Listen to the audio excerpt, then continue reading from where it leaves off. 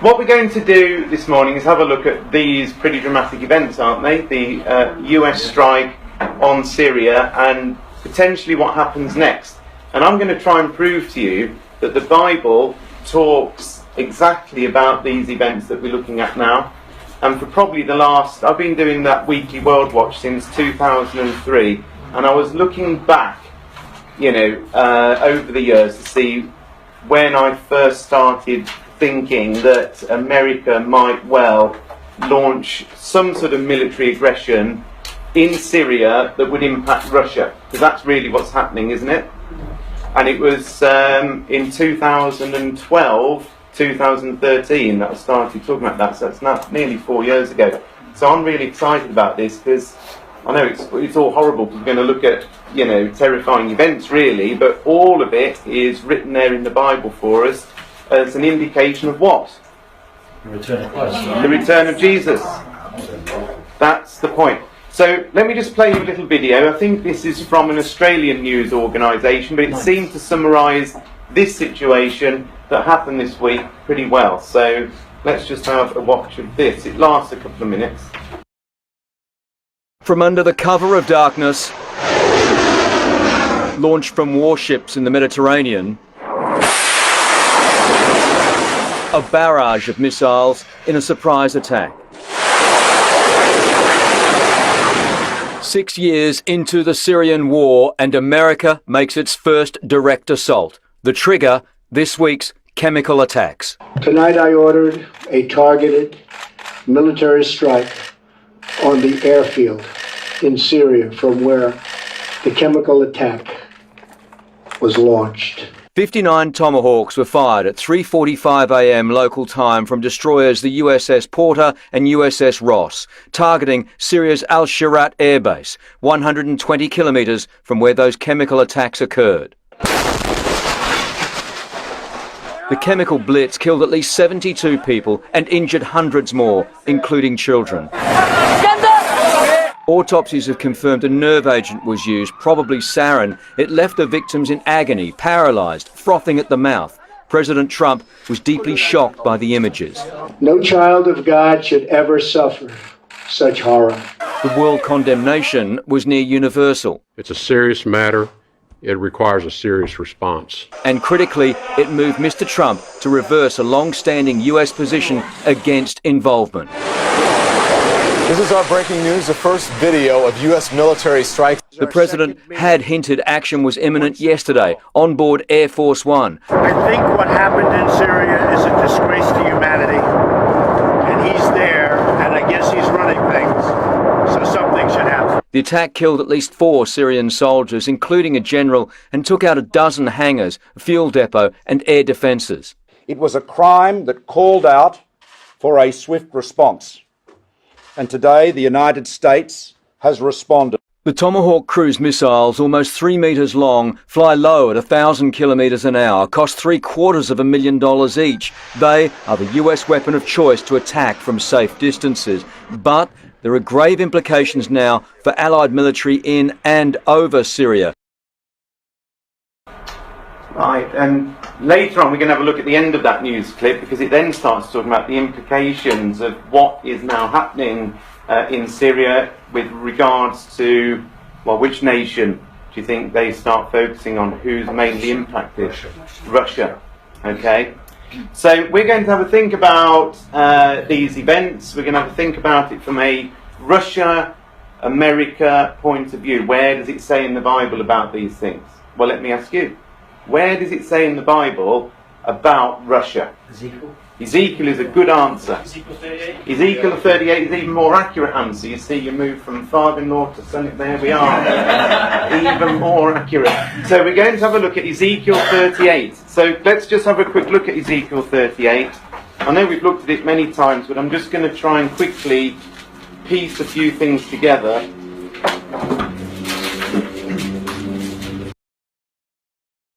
So Ezekiel 38, it's a really key chapter because it talks about the time when a large nation, which I'm going to show you in a second is definitely Russia, comes all the way down with a massive army and with other nations as well, and descends into which country? Well, eventually it gets to Egypt, but Israel is the key bit. Where does it say in Ezekiel 38 that they come down into Israel? Which verse? Verse 8. Verse 8 is the first time. So it says, after many days you'll be visited, and then it says, in the latter years, and that literally means in the last years or in the last days, you will come into the land that's brought back from the sword and is gathered out of many people against the mountains of Israel, which have always been laid waste, but is brought forth safely out of the nations. So what we're saying in English there is, in the last days, whenever they are, I'm going to show you that we are in the last days, a nation, which we haven't looked at yet because it's mentioned earlier in the chapter, is going to come against the mountains of Israel, and we know that it's at a certain point of time, because it says it is that Israel has been brought forth out of the nations and dwell safely, all of them. Now, why is that significant when it says they've been brought forth out of the nations? Because they returned to their land. They returned to their land. Now, what year did they return to their land? 1948. 1948, Israel was recreated, wasn't it? Now, when was the last time that Israel was a nation before 1948?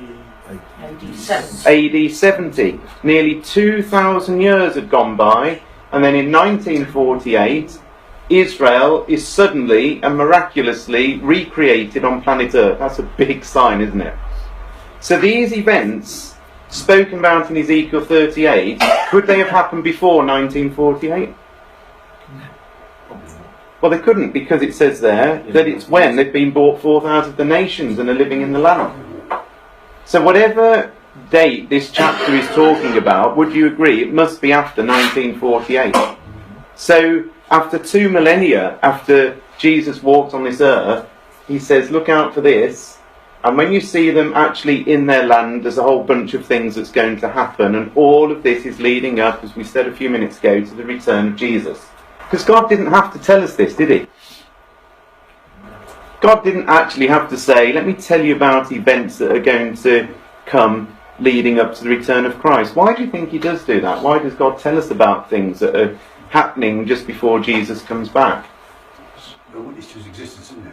It's a witness to his existence, which helps us with what? Belief and faith. And what else? So that we're ready for when Christ returns. So we get ourselves ready. So we think, hold on a minute, I might have been doing this, I might have been focused on this, and I might have been enjoying that. But actually, if it's all going to come to an end in terms of what we now know as life, and Jesus is going to intervene and return, then maybe I should re-examine, what I'm doing. Is that a fair point? To get us ready. But the question is, who is coming against Israel? How do we know it's Russia and some other nations? And we know that because in verse 1 of Ezekiel 38, it says, the word of the Lord came unto me, saying, Son of man, set your face against Gog of the land of Magog, the chief prince or the chief ruler of some places called Meshech and Tubal, and prophesy against him, and say, thus saith the Lord God, I'm against you, O Gog.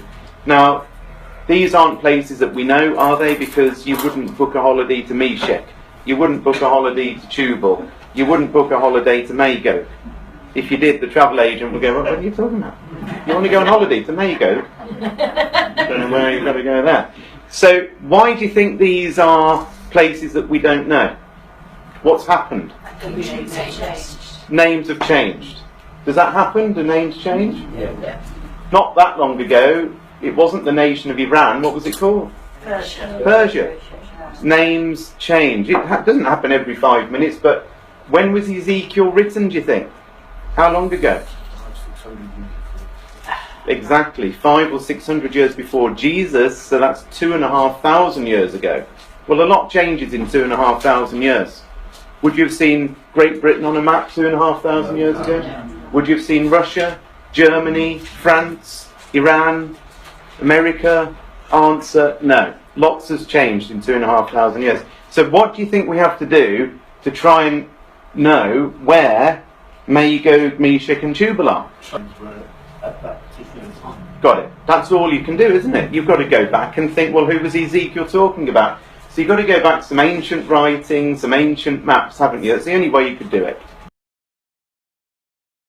And so when you do that, you come up with things like this. So you go. This is an ancient historian called Josephus that some of you may have heard of. He was living at the time of Jesus. He wasn't a Christian or anything like that, but he was an historian that many people recognise as being a well-respected and sort of unbiased person at that point, that wrote about many different events really that were concerning Israel. He lived in Israel, but he was an historian. Anyway, look what he says about Magog, because that's first place on the list. It says, Magog founded those that from him were called the Magogites, but who are by the Greeks called the Scythians. So what can if I'm believing Josephus, Magog, you could say also equals who? Syrian. The Scythians.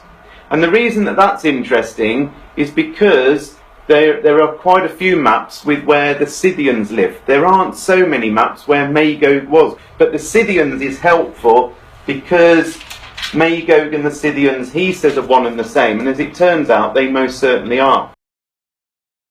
Now here's a pretty modern, up-to-date map of, this is just from an encyclopedia, where the Scythians were. And this big orange territory is where the Scythians lived. Now does anybody know what is the majority country that is covering? Russia. It's Russia. So Russia starts here. This is pretty much the most southern point of Russia. And of course Russia's enormous, it goes all the way over here somewhere. But this is all southern, what we would now call southern Russia. Amazingly, Scythia also went, you see the orange blob comes around here, and it comes into half of this country here. Can you see that? Ukraine.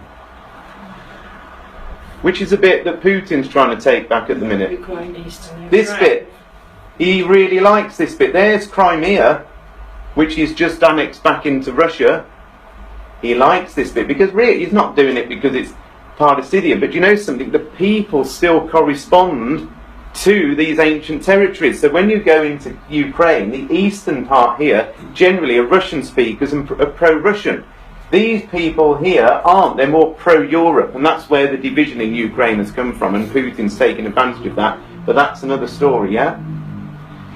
So when it says, set your face against Gog of the land of Magog, in our language that would be saying Gog of the land of, if you're being really accurate, southern Russia. And by the way, who does Gog sound like? Who do you think Gog is? When it says Gog of the land of Magog, I'm against you, O Gog, chief prince, chief ruler of, what does he sound like? Well, it could be Putin, and it certainly sounds like the ruler of the place, doesn't it? That's what I'm getting at. It sounds like the person who's running the show, whoever the ruler is, because it says, I'm against you, O Gog, set your face against him, prophesy against him. So there's a ruler of Magog, but there's two other places. What are they? Meshach and Tubal. Take my word for it, but there's some Schofield Reference Bible. There's an ancient historian called Herodotus who also talks about these places. These places are also identifiable within Russia. So Meshach is identifiable actually around the area that we now know as Moscow, and in fact they say that Meshach and Moscow are in effect derived from each other. So the reason that we now have Moscow as the capital is because it was in the area of Meshach, and that's the, you can see there's almost a link between the words there, and there is in the Hebrew. And Tubal is this area out in the east of Russia, where the modern area would be called Tobolsk. And again, you can see there's a sort of link there. What God is saying is, look, there are three areas, there's Magog, Meshach and Tubal, and the whole lot of it is describing what we would now call as the entire territory of Russia. In fact, when I looked at it, if God wanted to say modern day Russia, there were no three other nations that he could have picked out to describe Russia in its entirety, which is pretty amazing. Because even if you just left it as Magog, you could say, well, is it to do with the whole of Russia when they're up here now? But he picked out all these 3 places, and it then encompasses the whole nation, which is pretty amazing. So there is Ezekiel 38 that we've just been looking at. And God is against the rule of Russia, therefore. And in verse 4, it says, I'm going to turn you back. That literally means I'm going to restore you to power. I'm going to put hooks in your jaws. I'm going to bring you forth with your army, horses, horsemen. What could this be? Do you think Russia's going to come down on the back of horses? Tanks. If Ezekiel had written tanks, people have gone, what? A tank? You've lost me, right? So it's all talking about in language that every generation can understand. But we know that when Russia comes down, they will not be coming on horses. This is talking about a great army. And look at the nations that are with Russia when they invade. Persia, who's that? Iran. Can we see Iran lining up with Russia? Yes. Is that, have we? No, that can't possibly happen. What do we think? Yeah. It's amazing, isn't it? 2,500 years later, Iran is most definitely squared up with Russia, would we say? Ethiopia and Libya with them. Now, these are very interesting places. That actually is more accurately North Sudan, which is it's another story. But effectively, Russia is heavily into North Sudan and the area around Ethiopia. And Libya, well, we've seen Gaddafi killed recently, a few years ago. And have you seen the news reports about Russia going into Libya and affecting things in there in the aftermath of that as well? So again, they're not totally strange things to think about, that these nations could also join forces. Goma and Togarmah are both areas of Turkey that we now know. And Turkey has very much come on board with Russia in recent months as well. And in the latter years, you're going to come, it says, into the land that's brought back from the sword against many people, against the mountains of Israel. So all this lot's going to happen. And it happens in the last years, in the last days. Now, what happens is, in the Bible, it happens in the New Testament, we know this, that you get... How many Gospels are there? There's 4 Gospels. Why has God given us 4 Gospels when really they're saying pretty much the same thing? Because they've got a different slant on it. They've got a slightly different slant on it. That's the best way of describing it. So Matthew comes at it with one slant. Mark and Luke and John will all come at it from a slightly different slant. They don't contradict each other, do they? No. But when you read it, you think, there's a little bit more detail from that wasn't there, but when I put the 2 together, it makes a bigger picture. Is that fair? There's probably other reasons as well, but I think that's a good reason. The same happens in the Old Testament with prophecy. So you don't just get it in one place. This story is told somewhere else. Is it worth looking at that? Yes. It is, because it gives you a bigger picture. So where is the other place in the Bible that we'd go to that gives us Daniel? And which chapter? 11. So Daniel chapter 11 looks like this.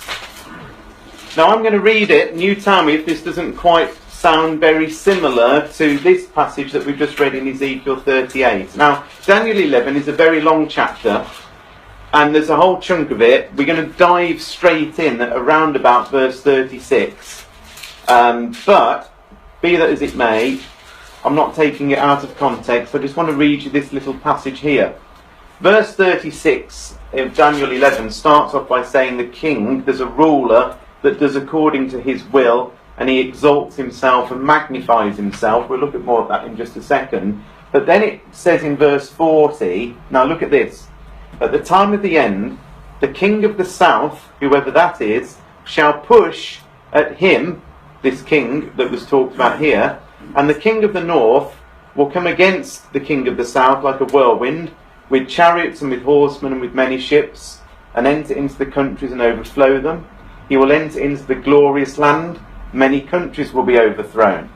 Verse 42, he'll have power over the treasures of gold and of silver, and over the precious things of Egypt. and the Libyans and Ethiopians shall be at his steps. Can you see there's some things there that sound a little bit similar to Ezekiel 38? So I've colour-coded it. So here it says, at the time of the end, the king of the south is going to push at a particular individual, and the king of the north then comes out like with his army. And I'm saying to you that the phrase "the time of the end" is very similar to this phrase here, which says it's in the last days or the latter years. Fair enough?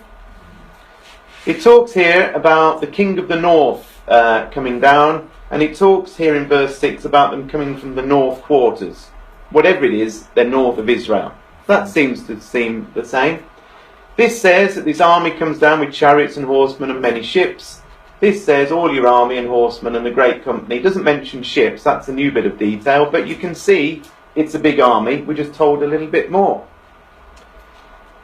Where do you think, when it says that this man comes into the glorious land, where do you think the glorious land might be?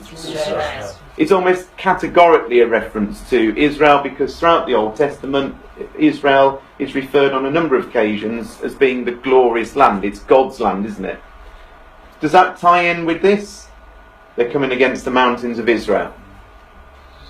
And finally, you've got the Libyans and Ethiopians with this army that's coming from the north.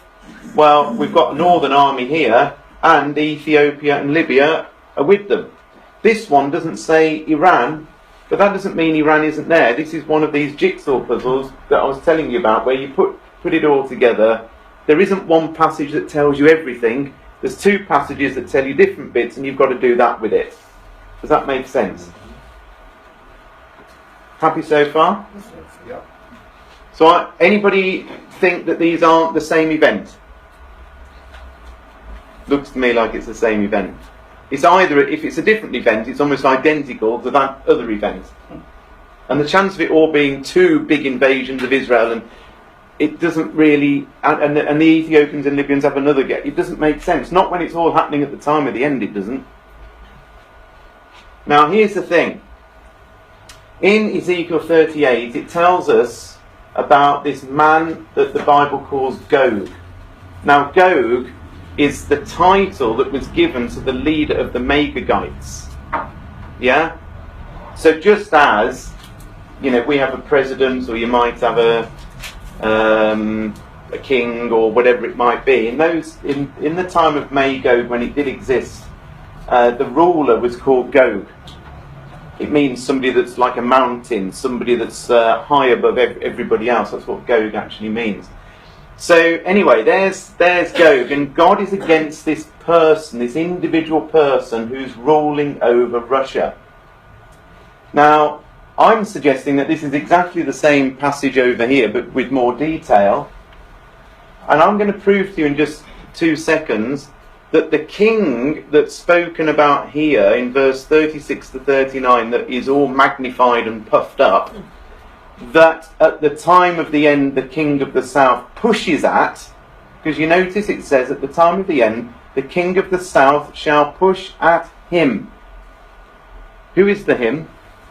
Gog. It's got to be Gog. It's got to be this king of verse 36 to 39. This is an individual human being on planet Earth that exists at the time of the end. It doesn't say he pushes at a nation, it says an individual man. And God says, I'll tell you all about this man. And the man that God tells us all about is the same man that he's mentioned here in the verses. That you see how it all lines up. There's Gog, there's Gog. There's time of the end, there's latter years, and so on and so forth. So there's an individual person. So we're going to have a look now, because amazingly God has given us a lot of details about this man that exists at the time of the end. Here he is. This is in a modern version, because I think it's just helpful when you're decoding it all. So this is what this man who lives at the time of the end, this is all the info we know about him in this chapter. In fact, there is another chapter in Daniel that we could look at that gives us even more information, but this is enough to be going on with. This is what God says, and he says to us, we better look out for this man. The king will do as he pleases, exalting himself and claiming to be greater than every god, even blaspheming the God of gods. He will succeed, but only until the time of wrath is completed. For what has been determined will surely take place. He will have no respect for the God of his ancestors, or for the God loved by women, or for any other god, for he will boast that he is greater than them all. Instead of these, he will worship the God of armed forces, and a God his ancestors never knew will he worship with gold, silver, precious stones, and expensive gifts. He will work in the strongest fortress.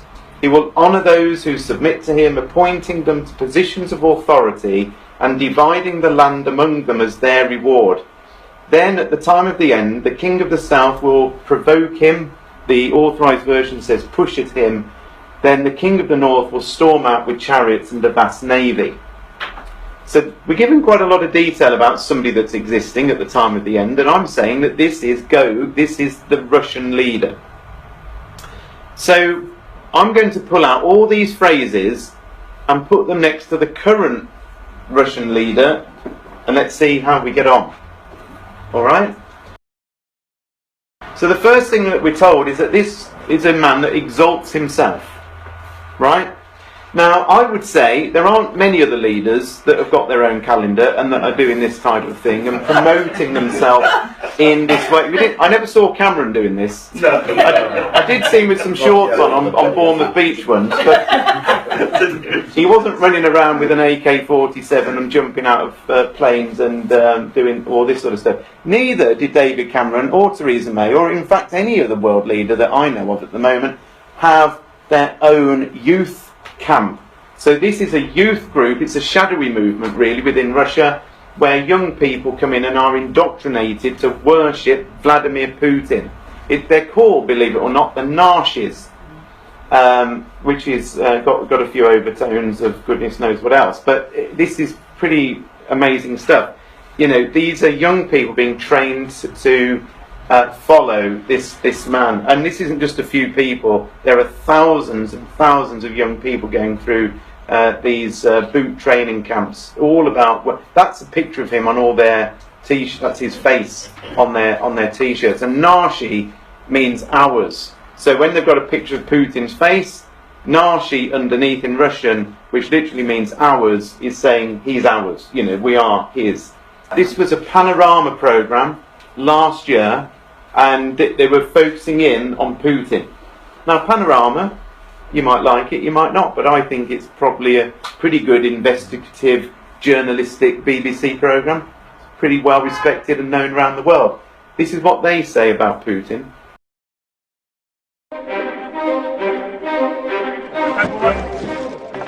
There is no other world leader like Vladimir Putin. Action man. Man of the people. Да здравствует Россия! And ruler of Russia.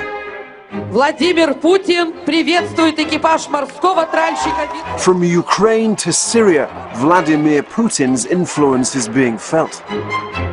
He's faced countless accusations of corruption, but still has record approval ratings, I should say. So look, there's not many other world leaders you can display in that sort of way, is there? And in fact, the previous, remember Mikhail Gorbachev, this was in the Telegraph a few months ago, Mikhail Gorbachev says Vladimir Putin views himself as second only to God. What did we read? This man exalts himself, even seeing himself as greater than other gods, and magnifying himself in his heart. So I think, well, maybe there's a few rulers we might think are a bit like that, but he's definitely ticking that box. It also says he worships the God of armed forces, and there's no shadow of a doubt that who can dispute that Putin has not worshipped the God of armed forces? He literally has thrown so much extra money into the Russian army, it's taken it from a pretty useless place into a mean, lean fighting machine. I mean, he's managed to blow the minds of military analysts in the way that he's managed to conduct thousands of miles away pretty intense operations in Syria on a daily basis. They had no idea Russia was really capable of that, because you've got to get the supply lines through, you've got to keep the infrastructure going, and he has single-handedly turned it around. But you also remember it said that he worshipped gold, silver, and I think it said in the modern version, expensive gifts. This man, when it says he worships them, it doesn't just mean he puts them on the mantelpiece. This is saying this is what drives him. This is what his focus is. It's upon cash, it's upon gold, it's upon silver, it's upon expensive gifts. And again, last year in January, there were these allegations, again through Panorama, that were saying actually Putin could not only be the richest man in Europe, he may well be the richest man on the entire planet with the amount of money that's been siphoned out of Russia into his bank account personally, which is pretty amazing stuff. This guy really does worship riches. He's had an enormous palace built for himself. It's empty at the minute, but that's where he's going to move into if and when he does retire. The other thing is, it says, do you remember it says he works in a fortress? The authorised version says a stronghold. Stronghold and fortress, the same word. Look at this. The Kremlin means a fortress inside a city. He is the only leader on the planet that literally does work in a fortress. The Bible says this man will work in a fortress. The Kremlin means fortress. He is working in a fortress. 10 Downing Street is not a fortress. The White House is not a fortress. This man is working in a fortress. Big tick in the box there. The last bit I was going to show you, which is the last thing God says about this man, is that he will honour those who submit to him, appointing them to positions of authority and dividing the land among them as their reward. Now this is amazing, because this came out last year. I'm going to show you another Panorama programme on Putin in just a second, but remember these words. Russian ruler will honour those who submit to him, he appoints them to positions of authority, and he divides the land among them as their reward. This language is almost identical word for word in the Panorama programme aired last year that I'm going to play you now. Really listen for that, listen out for those words. He's the world leader accused of personally approving murder on the streets of London. The conclusion that the Russian state was probably involved in the murder of Mr. Litvinenko is deeply disturbing. But is the president implicated in an assassination also responsible for theft on an extraordinary scale? He has fleets of things that almost no billionaire in the West would have. Vladimir Putin has been accused of looting his own country. Today, Putin behaves like a Tsar. Tonight, we investigate the truth about President Putin's riches. Why would it be kept secret? Because it belongs personally to Putin, not to the state. And for the first time, the Americans say what they really think about the Russian president. Is Vladimir Putin corrupt? In our view, yes. The men closest to Putin have been with him for years. They were with him here in St. Petersburg, and they've stayed with him ever since. And this is the group that he trusts and that he rewards. And this is the group that runs Russia.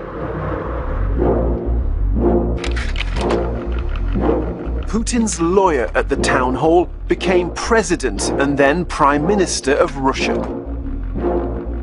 His former deputy also served as prime minister.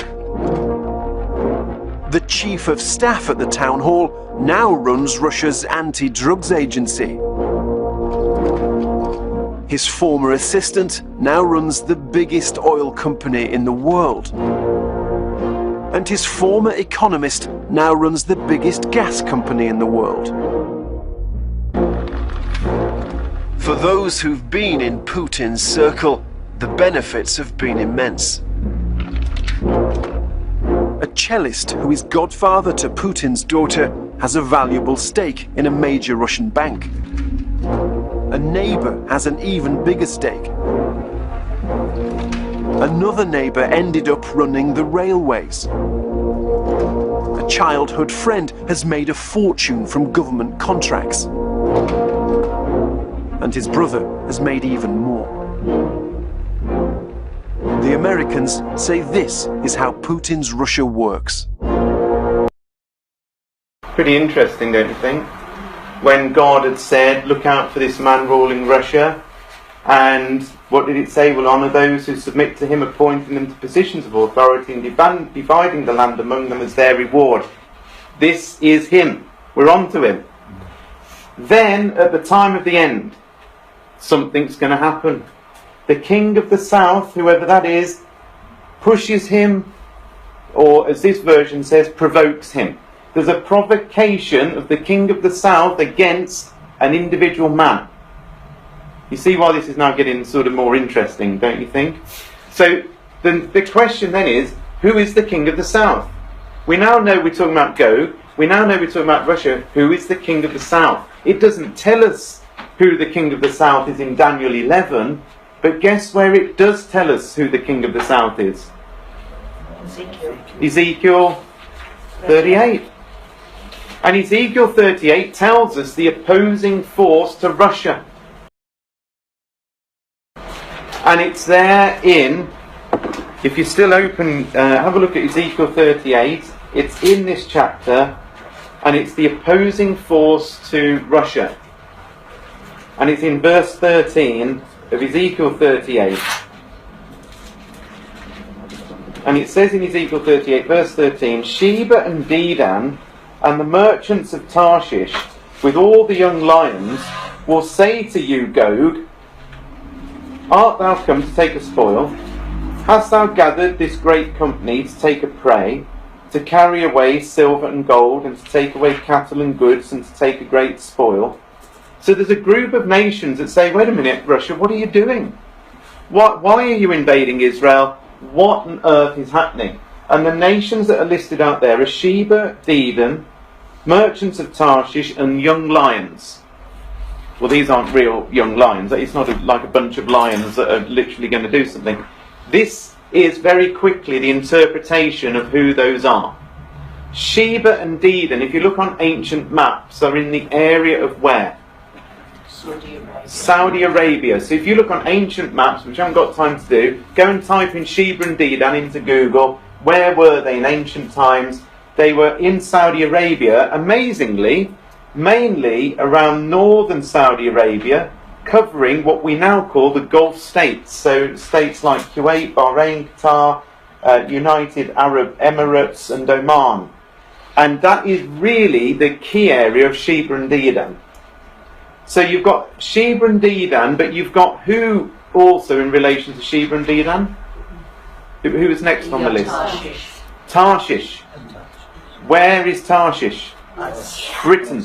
Britain is Tarshish in the Bible. So this is weird because Britain's over here somewhere and it's saying Saudi Arabia and the Gulf states and Britain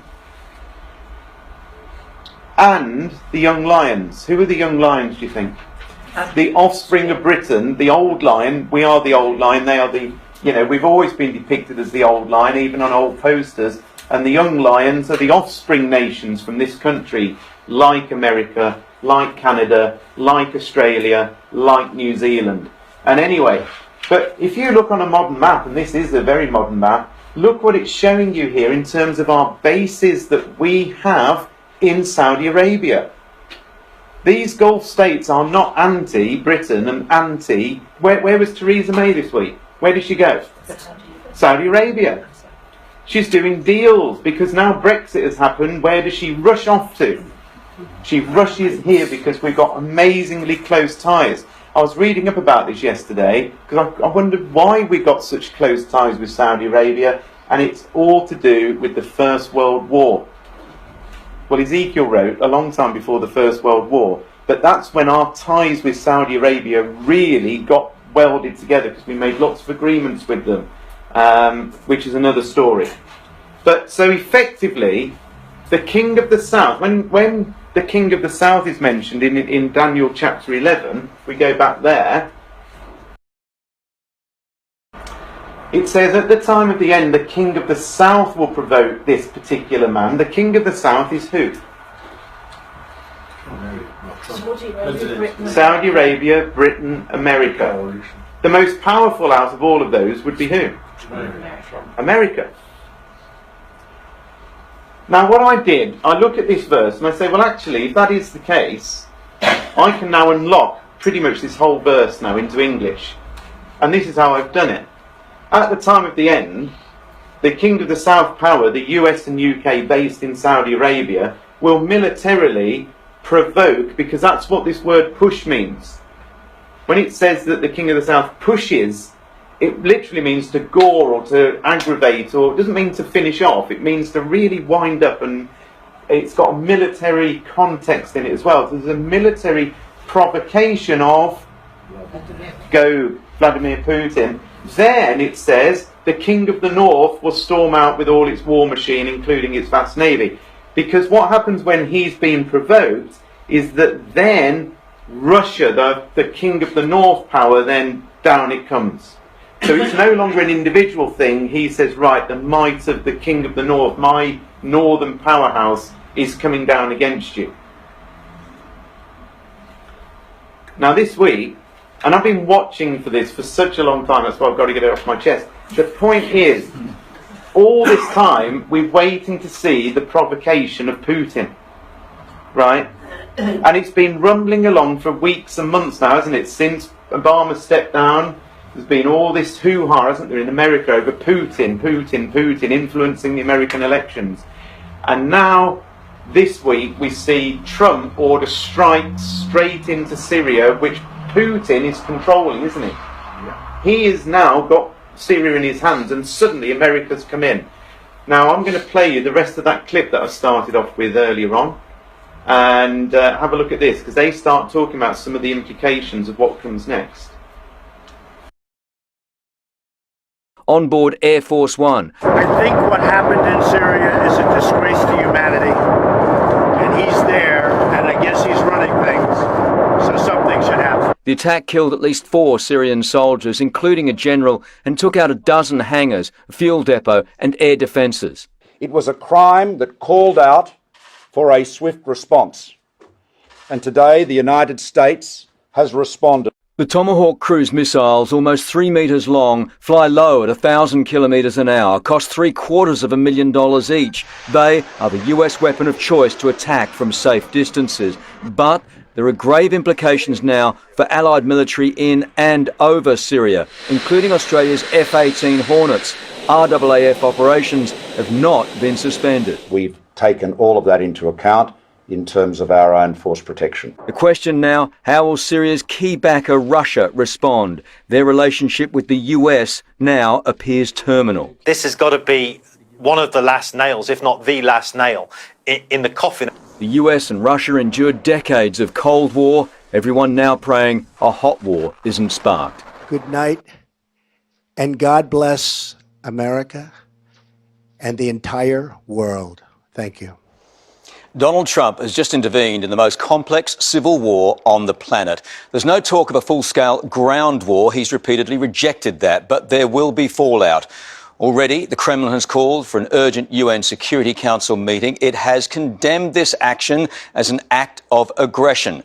Russia has bases, personnel and jets on the ground in Syria. Also on the ground there, hundreds of American troops. Today's strike on the Syrian airbase could trigger retaliation on them. Russia said this morning that we are within an inch of war with America.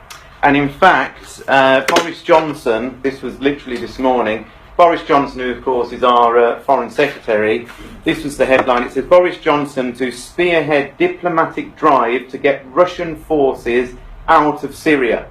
This is going to get on really well, isn't it, with Putin? Vladimir Putin will be told to pull troops from Syria and drop support for President Assad in a UK-US plan being spearheaded by Boris Johnson. Mr. Johnson cancelled plans to visit Moscow just hours before he was due to fly. This was yesterday. I don't know whether you saw this. He was about to get on, literally about to get on the plane when it was decided there's no point anymore talking to Russia, cancel the trip, and instead we need to build up support to get Russia out of Syria.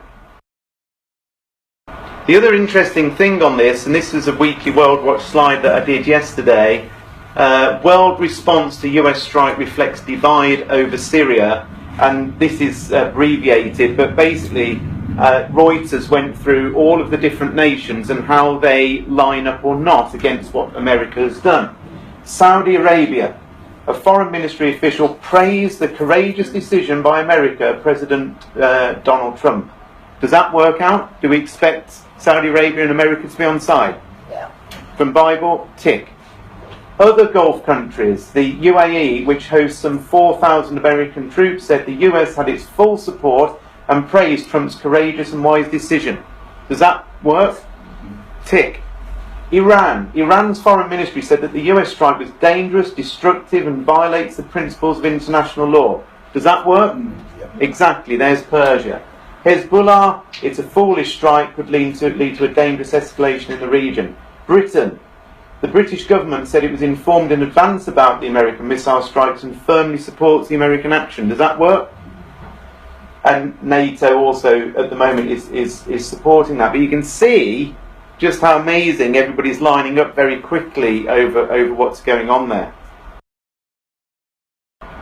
At some point, this is in verse 10 of Ezekiel 38, it says, "You, Gog, will think an evil thought, and you will say, I will go up to the land of unwalled villages, Israel, to take a spoil and to take a prey." There is absolutely no doubt, at some point or other, this man is coming down into Israel. There's lots of verses in the Bible that talk about it, not only Ezekiel 38, but that's what we've just looked at. And of course, what do Britain and America and Saudi Arabia say when Russia comes down? What's the phrase that they say? Oh, they'll come to take a spoil. Have you come to take a spoil? And it could well be that this is one of the people who says those exact words. What on earth, I didn't realise this was going to happen. What are you doing? Have you come to take a spoil?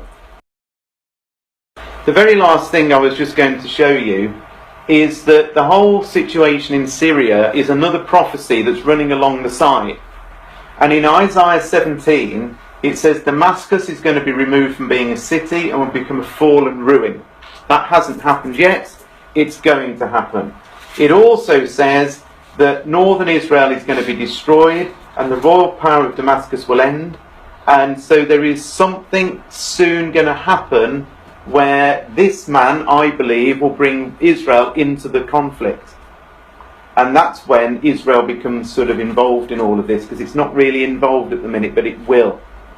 And all this hoo-ha with Syria right now, and this tension, is fast approaching a great cataclysmic event that sees the Damascus, which is the oldest continually inhabited city on planet Earth, according to Wikipedia, finally comes to a complete and utter end. That's where these strikes by Trump are going to lead. And wasn't it interesting when he said at the end of his speech, God bless America and the entire world. This isn't just about America and Syria. This isn't just about Russia and us. This is about the entire world could get impacted with these things. And in Isaiah 17, after Syria's total demise, that's when Russia does come down, and it says that they're like a great big roaring sea that comes down. It says the armies of many nations roar like the roaring of the sea, hear the thunder of the mighty forces as they rush forward like the thundering waves. Russia's army, when it comes down, and it's got over 1 million troops and goodness knows how many tanks and aeroplanes, when they come down, it will be looking like that. But as we said at the start, last two slides, at the end of the day, all this is about is one simple thing, and that is God telling us in advance that Jesus is coming back. Get yourself ready, shake your mind free of all the stuff that you're worrying about, because everything's about to change. All nations will be gathered against Jerusalem to battle. That is going to happen. But in that day, somebody's feet are going to stand upon the Mount of Olives. Whose feet do you think are going to touch down on the Mount of Olives? They are the feet of the Lord Jesus Christ, because he will intervene in this cataclysmic, terrifying war that we're fast approaching to. And I tell you something, if he didn't, what would be the outcome? No flesh saved alive on the earth. No flesh saved. The whole lot would finish. And you could imagine that, couldn't you now? Especially with Trump and Putin in power, because they'll both go to the death, wouldn't they? Then none of them will back down. That's why Trump's there. He's not one some... of them knows what he's really doing. Yeah. And look what happens then, and this is the bit that we should remember. When Jesus does come back, the Lord will be king over all the earth. In that day there will be one Lord. There'll be no more utter destruction, like we're going to see, but Jerusalem shall be safely inhabited. So even though all this might seem pretty scary, and to some extent it is, even believing in all of this, you can still feel, oh my goodness, the whole world is about to change. However, if we're on side with God, and if He's told us in advance these things are going to happen, and He's doing it so that we're ready for when Christ comes back, we will be taken to be with Him, as we looked at last Monday, and that is our hope. Without God right now, then actually, make the most of it, because there isn't a great deal of time, I do not think, left now for us to, eat, drink and be merry. Because when this thing really does start, everything is going to change.